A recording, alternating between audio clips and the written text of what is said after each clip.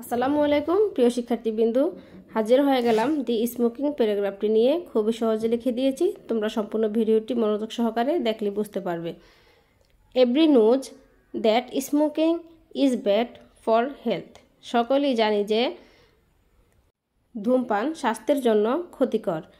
People die every day due to the diseases caused by smoking.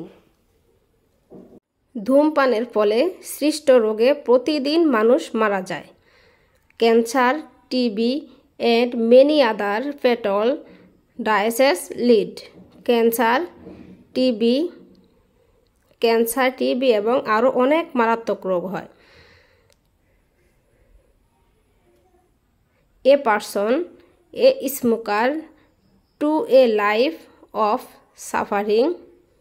একজন ধূমপায়ী ব্যক্তিকে কষ্টের জীবনযাপন করতে হয়। দি person sooner or later becomes cripples and full of diseases. ধূমপায়ী মানুষটা আজ হোক কাল হোক পঙ্গু এবং বিভিন্ন রোগে ভরে যায়।